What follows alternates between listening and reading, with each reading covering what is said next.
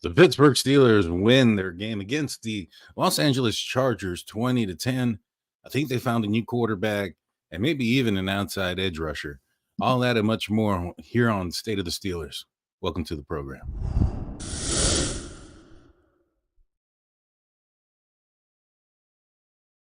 What is up, everybody? Welcome back to State of the Steelers. Pittsburgh Steelers come in clutch, winning 20-10 against the Los Angeles Chargers in a game that I think a lot of folks were anticipating was going to be low scoring. Maybe perhaps the offense wasn't going to be, as they haven't shown, that they were going to be maybe perhaps be able to keep up with some of the more high powered power offenses in the league. And they kind of just showed everybody wrong in that situation today. So we kind of start off with the what happened? Pittsburgh Steelers go in there. It starts off kind of early. I think the Pittsburgh Steelers defense set the tone early in this game when Patrick Queen just levels J.K. Dobbins right off the bat. I thought that was a huge hit. I was hoping they would show a couple replays about that, but I ended up not doing so. But that hit was amazing. But yeah, the Pittsburgh Steelers ended up winning. Let's talk about, the different positions, and we'll go forward from there. We'll start off with the passing game. Justin Fields was 25 of 32, had 245 yards. I think that was more than the other two games that he played up to this point. 7.7 average. That's huge. His yards per average were, I think, under 7 at, probably mid sixes prior to this game. 1 touchdown, 1 interception, a 96 rating. At one point, I think, had thrown 10 completions to start the game. I thought he was efficient. I thought he played very well. And I thought that as the game progressed, that the Pittsburgh Steelers were kind of, taking those training wheels off of him. And I think we saw what this team could be. The potential was there. I think everybody's seen also the potential in Justin Fields. I think it's been his floor where a lot of concern has been. And I think he rose that today. I thought he read the field great. That play where Calvin Austin ended up scoring on a 50-plus yard touchdown pass with a lot of yards after catch. That was a great read by Justin Fields, And in Chicago, I'm not entirely sure if he's going to be making those, if he made those type of reads or if he was going to be running. He took 2 sacks in this game for 13 yards. The interception, it went straight to that one was probably the play he'd want to get back the most obviously because of the result of the play, but also because of the poor decision to throw it there. I don't think he saw the defender coming across. And at the end of the day, I think Najee Harris had an opportunity also to bat that ball down, and it just didn't happen. But overall, 245 yards, 1 touchdown. I think this was an excellent game for him, and I don't think the Pittsburgh Steelers can take him out at this point. I think he has to be QB1. 3 games into the season, undefeated, has 1 turnover, only 2 touchdowns through the air, 1 on the ground today as well. So he showed off what he's able to do with his legs. I think this guy might end up being the quarterback of not just this year, but the future if he continues to progress in this trajectory. I think that the Steelers maybe have found somebody in Justin Fields. As far as the running game goes, Najee Harris ended up with 18 carries for 70 yards. Should have had a touchdown at the end. Could have had a touchdown. He's on my fantasy team. I would have loved the touchdown at the end, but didn't happen. Cordell Patterson ended up with 4 carries, 33 yards. Justin Fields had 6 carries for 6 and a touchdown. Jaylen Warren only had 3 carries for 5 yards. And I know that in the press conference after the game, Mike Tomlin mentioned that Jaylen Warren didn't appear to be, as fluid as he normally is. And so he ended up pulling him and putting in Cordell Patterson, who showed a lot of people. He still has some burst to his step. He may not be a spring chicken, but he can still hop around. And he ended up getting majority of the yards in those final drives there for the Pittsburgh Steelers, just to kind of wind out the time. But Najee Harris, it was a little frustrating, or maybe I'm sure it was frustrating for him as well. But the offense struggled early on in the game. The offensive line were a little bit of a question mark early on. In fact, there was a time where Spencer Anderson ended up coming out for a little while, and McCormick ended up going in for him. before the end of the second half. And I thought that that's kind of when things started to turn around. Now, in the second half, Spencer Henderson went back out there. He ended up replacing McCormick. McCormick was kind of like playing a swing role.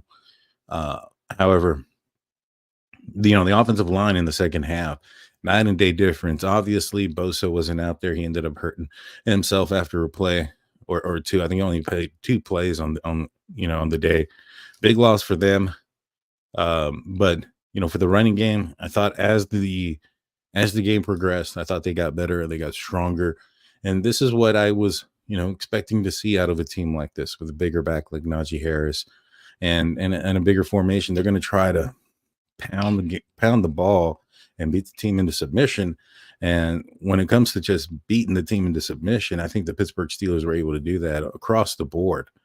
They literally beat down the Los Angeles Chargers.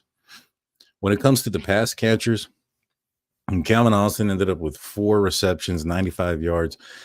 He had that long 55-yard touchdown that he kind of just showed his burst again, his speed. Even the broadcasters, I think it was Tony Romo, who said, he thinks he sees something in Calvin Austin with his speed and his ability to break away in open field. And one thing I thought that the Pittsburgh Steelers did in this game that they haven't done in previous games is target the middle of the field, and I think it showed up pretty good here. Now, I know that the Los Angeles Chargers have Darwin James, number 3, and that guy, he's one heck of a safety, that's for sure. But the Steelers weren't afraid to attack the middle of the field. Scotty Miller, number 13. I think he's really what started getting the offensive passing game going. On that one, I think it was like third down and short. It wasn't like maybe 3 or 4 yards. And Fields does an incredible job getting him the ball out into the flat, and he makes a guy miss and just runs up the sideline for a big gain. And Mike Tomlin had been praising Scotty Miller up until this point. And I really think that we may have found a guy that could be, that this faster Edelman, like, you know what I'm saying? So a slot receiver who can get out and get open and make some people miss. Now, the Steelers have some shorter receivers with him and Calvin Austin, even Roman Wilson, but these guys here are very speedy, very quick. When it comes to Scotty Miller, he's physical. He'll get in there. He may not be the biggest guy. And the same thing about Roman Wilson, who was a healthy scratch today. I think that Van Jefferson ended up going down with like an eye injury for a little bit. He went back into the game, but I didn't really see him out there. He seemed like he disappeared. I knew he got an injured. I don't even remember him being out there after that. But apparently he went back into the game. And, I think that if Roman Wilson can, shore up some better blocking, because I think that Van Jefferson has the size, but for whatever reason, the blocking just isn't there. And, Roman Wilson's a little bit more of a nastier, a little more tenacious player that's going to be out there, not afraid to get in, somebody's face and block. So I'd be excited to see if he ends up making his return next week against the Colts. But back to the pass catchers, George Pickens, again, man, just making some crazy catches. He had five receptions, 57 yards on 7 targets, 11.4 average, 27 long. Pat Freiermuth also had himself a day. 4 receptions on 5 targets. So he ended up having a ball thrown to him that, he didn't catch up to this point. He had caught everything thrown to him. And the one that he did drop, I thought that was probably one of the better passes I have ever seen, period, much less from what the Pittsburgh Steelers quarterbacks have done anytime recently. Threaded the needle, got it there. It hit Pat Freiermuth in the hands. And you can't catch them all, but I think that was like a 3rd down also. That would have continued to move the chains. It's unfortunate, but at the end of the day, it didn't cost the team, much. Najee Harris had 5 receptions for 17 yards as well on 8 targets. Cordell Patterson had 3 receptions for 15 yards. Jalen Warren had 1 for -4. So, he didn't have, and Jalen Warren hasn't had the impact that he's had in previous years. Now, this game here, or the next game, or even the game after that against the Cowboys, Steelers are kind of giving themselves a little bit of a cushion, and I think that Cordell Patterson has shown that he can kind of carry that position until Jalen's healthy, and I think Jalen needs to just get healthy. Get back, get the. I think it's a growing. Make sure that he can cut, make sure that he can run, because all he's going to do is hurt his stock and hurt himself even more if he's running out there and he's not as fluid. And at the end of the day, that's also going to hurt the team. So I don't know about that. George asks, what about any word on Alex Highsmith? Alex Highsmith also had a growing injury. It doesn't seem those things kind of can linger. And Alex Highsmith is um, no stranger to the growing injuries. This is something that has kind of been an issue almost every year in his career. There's either growing or hamstring, some sort of soft tissue issue, but Herbig, he may be another guy that made himself a name today. But we'll get into the defensive side here in a little bit. So for the pass catchers, for the rushing team and the defense, they end up putting, the passing, rushing, and receiving all together, they end up putting quite a bit of yards out there for the Pittsburgh Steelers. You're looking at, what was that? Team-wise, they had about 245 yards passing, 114. So it's over 350 yards altogether, against a really good Los Angeles Chargers defense. This defense has been stingy. They have been, turning the ball over, getting turnovers like crazy. This was a team that was built kind of like Ravens West, so to speak, right? That's what everybody was saying. And, their defense, their offensive game plan was a physical one, and I think the Steelers out-physical them. So on the defensive side, Patrick Queen ended up having 8 total tackles, 1 solo, 1 pass defense that should have been an interception. That one should have been a pick. I think that the game starts to get away from the Los Angeles Chargers even earlier, if that ends up happening, but it is what it is. And, going into this game or watching this game and going into the halftime 10-7, I thought to myself that, this seems like the type of game where the Steelers defense, is starting to get an edge on here. They're starting to figure out things. And like majority of the games that the Pittsburgh Steelers defense have played in, or majority of the games in the last few games, especially this season, in the second half, the defenses have really shut down the opposing offense, and none more than the Los Angeles Chargers offense. I think in the second half they had a total of -5 yards. -5 yards. That is crazy. That's an amazing defense. I understand Herbert wasn't there, but Herbert was a part of that second half in the beginning. I'm not sure if he's going to do much more if he's in there, especially being limited with his mobility.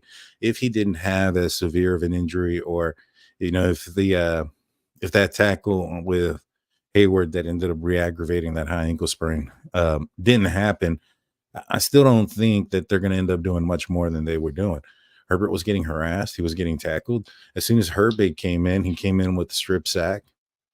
Like, I don't think the outcome would have been much different with Herbert or Heineke, the backup quarterback.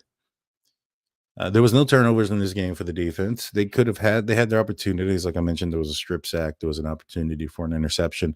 But all in all, I thought that the defense played well, especially against the offense of the Los Angeles Chargers, who are coming in pretty hot, especially running the ball. Steelers ended up holding them down to 20 carries for just 61 yards. That's 3.1 average and a long of 13 yards. J.K. Dobbins was coming in with a 9.9 average. Remember, I think it was like over 100 and some odd yards per game. 15 carries, 44 yards, 2.9 average. Take that. Cam Hayward, I thought he had himself a game. He really plugged up the middle, and he had that sack. I'm not sure if they're going to give half of that to TJ or not at the end of it, but Cam showing everybody why the Pittsburgh Steelers paid him and why he was deserving of that contract extension. As you can see, running game was absent 100%. Steelers ended up also tackling the quarterbacks for sacks 5 times for 42 yards. Now, Justin Herbert ended up with the day with 12 for 18, 125 yards, 1 touchdown with a rating of 105, and Tyler Heineke ended up with 2 passes for 2 completions for 24 yards, average of 12. He got sacked 3 times, so he got sacked more times than he was able to attempt a pass slash complete a pass. That's crazy. And the sacks were for more yards than what he was able to get, which is another reason why they ended up with -5 yards in the second half. Now they ended up with a higher rating because of the fact that there wasn't any turnovers or interceptions, and the completions were, their completion percentage was high. Heineke had a 100%, 2 for 2, and Justin Herbert at one point I think was like 9 for 10, ended up 12 for 18. Steelers got started to get to him. All in all, man, I think that the defense played really, really well. Herbig, I think, is going to make it very hard to take him off the field, in my opinion. You know, he went out there, immediate splash over and over and over again. And I think Tomlin, I think it was TJ said after the game that it was no surprise to them that that was the type of performance that ended up coming out of a Nick Herbig. And, Alex Highsmith goes down with a groin. I wonder if this is something he's been dealing with, maybe for the last couple of games, also going into this game, or if this is a completely new injury. If it is something that he was dealing with, he too needs to get healthy. If this is a new injury, regardless, he needs to get healthy. But I just think that maybe perhaps that accounts for maybe the lack of numbers. I mean, I know he had, I think, a sack last week against Denver, but I think Bo Nix more tackled himself back there in the wind, the wind that Alex Highsmith had when he passed by him. But Herbig, he beat his dude, and he got to the quarterback, and I think that the one thing that concerns me about Herbig is just kind of sealing the edge there, because he's a little bit undersized when it comes to an outside linebacker, and that's one of the things that Alex Highsmith does very, very well, is seal the edge, and that allows for teams or opposing offenses to not be able to run the ball, or it limits their running alleys, and he's able to do that. However, remember, Chargers the offense only managed -5 yards in the second half, and Herbig was a big part of that. Also, the Chargers probably weren't running the ball as much as they normally did, just because they were trying to catch up as well. But yeah, big Herbiger, I like that one. But yeah, Herbig, he ended up playing well. Patrick Queen, I thought this was his best game as a Pittsburgh Steeler. He comes down with that interception, and this is a blowout, even worse than what it was. As far as penalties go, I think the Steelers ended up playing a lot better and cleaner of a game. The Los Angeles Chargers had quite a few penalties against them, and I think that, especially with like frustration and things like that, I think the Steelers are just beating them up, which is why I think they kind of led to some of the penalties. Sticking with the defense, though, that tackle, there was a few tackles there by Joey Porter Jr., who's a guy that a lot of people criticized his tackling ability last season, coming into the league, especially saying, he's a guy that's maybe afraid of contact, this and a third, and he's shutting that stuff down. He's shutting that noise completely off, and he's going out there and he's playing at a high level. I know that touchdown ended up kind of being on his fault a little bit. They were playing a zone defense where he should have held up a little bit before immediately tacking down. But he probably saw something on film. The Chargers are an NFL team as well. They probably put something on film that made Porter believe that, when Herbert looks to that direction, that's where he's going to go. And Herbert got him. He got him there. He ended up beating, get the ball out there before Minka can get over there. And the receiver ended up being Minka to the touchdown. So those things happen. But overall, I thought he played fantastic. I think he is a shutdown corner. I was a little bit concerned on the other end when Dante Jackson went down with a shoulder injury, but he was able to come back pretty quick. Corey Trice went down with a with a hamstring, and he ended up being out. So he might be a guy that we may not see for the next couple of weeks, just because he was determined to be out pretty fast. It wasn't something quick. He went down, and boom, he's out with a hamstring, and so it was upsetting. Let's see. Brian says Broderick played a decent game as well. I thought Broderick Jones did kind of step up, especially after last week. He had probably one of the worst series an offensive tackle can have in a professional football game. And he came back. He was able to, shake off the doubters, those that were criticizing his effort and things of that nature. And he came back, and I think he played a huge game today. Frazier, man, that guy, he's going to be he's a really good center. I think that if he continues in this trajectory, the Steelers have found their center for the future for the next 10 years or so. The next big time center to follow up after Marquise Pouncey, given the and I know it's been a while and there's been some other centers there, but none of them were able to fill those shoes. And I think that this is probably the first time since Marquise Pouncey left that we might have a center who can be at that elite all-pro level, and he's just a rookie. So I'm super excited about Zach Frazier and what he's going to be able to do and how he's going to be able to contribute to the Pittsburgh Steelers this year. There were some things that he was doing as well. He was calling out protections and things like that even Tony Romo brought up that was super impressive to him, to me, to probably anybody watching football or know football, to understand how complex that the NFL defenses are. And for a rookie in his third NFL game is to be calling pressures and to be accurate most of the time, and really, really protect Justin Fields today. I think that was a huge contributor as to why the Pittsburgh Steelers won, especially in the second half. That offensive line took over, and I think it's only going to get better. I think Isaac Seumalo is probably going to be coming out. Is probably going to be coming back next week. I think that we'll probably, obviously, if he goes out there and practices and things like that, but I think he's probably going to practice this week. And the reason being the reason why I think this is because the Steelers did not put him on IR. IR, you automatically get the 4 games off, right? You can't come back after 4 games. Next week is the 4th game. And so it would have just made more sense to put him on IR and bring in another player while he was, getting healed up from the pec if he wasn't going to be able to make it back within 4 weeks. So I strongly suspect that Isaac Seumalo is going to attempt to make a return this week. And, I hope he ends up being fully healed. But at the end of the day, the Indianapolis Colts, they're playing okay football, but they're not an elite football team. I think the Steelers with their offensive line might be able to handle this game without trying to, put too much pressure on the pec from Isaac Seumalo so soon. And maybe if you don't have to, you know what I'm saying? All in all, though, I mean, Boz, he had I think he played well. I think he may have hurt himself too at some point.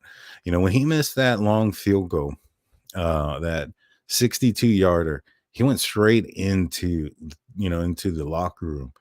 Now, before the half was over, there was still another play. I don't know. Maybe he knew that was it. There's only one play left. There's no way he's going to be a participant in the last play. So he took off early. But I noticed that on the 2 kicks that he had after that they weren't, really down the middle where he has been, all year this year. So I'm hoping he's okay. I'm hoping nothing happened trying to kick that ball so far. But he ended up being clutch again, put up another couple of points for the Pittsburgh Steelers on a couple of threes and some point after attempts. And so did really good for the Steelers. So now, guys, if you guys have any questions, throw them out to me, and then we'll talk about him and talk about this team. Let's see. I want to say thank you to everybody that's in here. Please hit that like. Please hit that subscribe button as well. Appreciate you guys. I think comes in. Sam McCormick also did some 6 lineman stuff. Yeah, he really was. He was in there, and I think it was Najee who said that he really liked running behind him. That he's a nasty guy, or that sounded weird.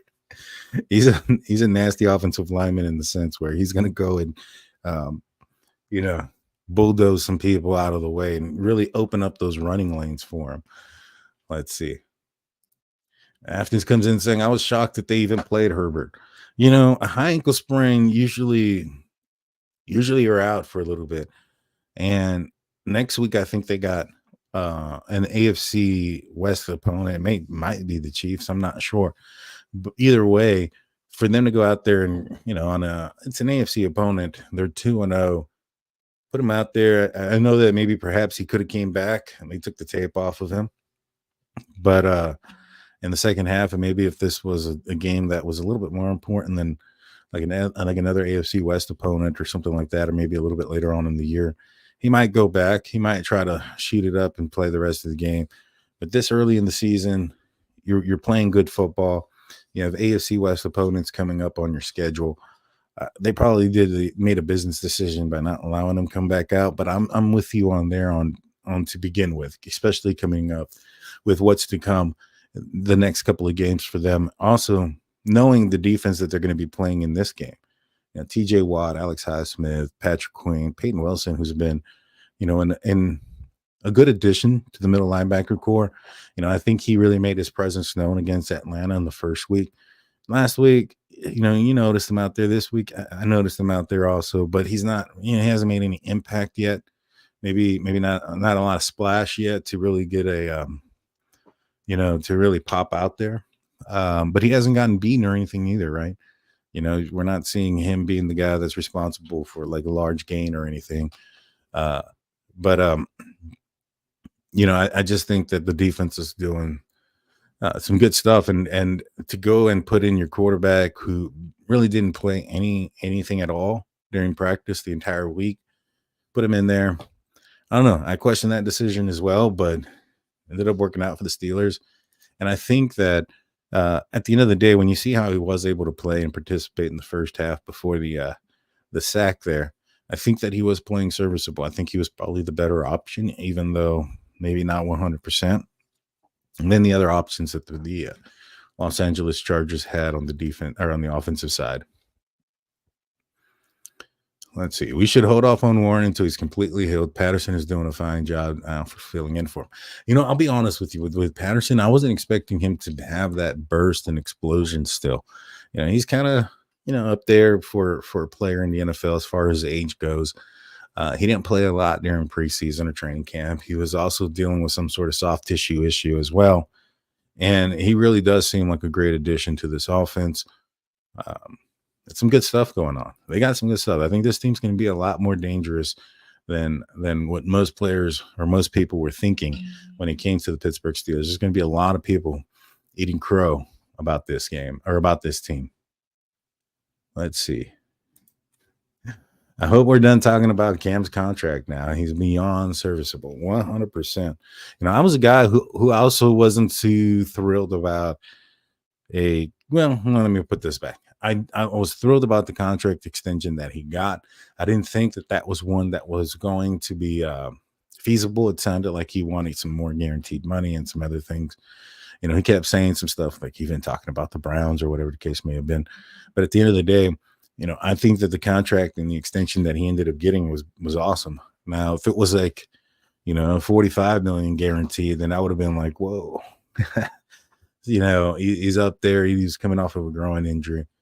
But yeah, no, 100%, man. He's coming back as normal Cam and showing why not only is he willing to play this year or wanting to play this year, but he's also capable of playing for the next 2 years as well. He's showing he still has it. And yeah, the opposing offenses are the ones that are going to have to deal with it from here on out too. Let's see. But yeah, guys, so Pittsburgh Steelers win. They are now 3-0, first place in the AFC North. The Browns ended up losing to the New York Giants of all teams today. And I think the Bengals end up playing Washington tomorrow night. The Ravens are playing the Cowboys. And last time I saw the score, the Cowboys were losing. I'm sure that's probably still the same thing. Yeah, look, it's even worse than it was at halftime. It appears that the Baltimore Ravens are taking care of business against the Dallas Cowboys. They're still 0-2. So even if they go 1-2 this week. It's fine. The Steelers are still 2 games ahead of them and playing some excellent football.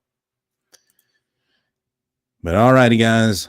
I appreciate everybody tuning in to the post-game show. The Pittsburgh Steelers won 20-10. Offense looks a lot better. Defense looks superb, maybe perhaps the best defense in the league. Let's keep them healthy. Let's keep going. We got the Colts next week. Don't forget, guys, tomorrow, Steel Curtain Network, I'm going to be on with Shannon White for The Hangover, and we'll talk about this game again more in depth tomorrow night on Steel Curtain Network. You'll see me there. Until next time, guys, we'll see you later. Hit that like, hit that subscribe. Peace.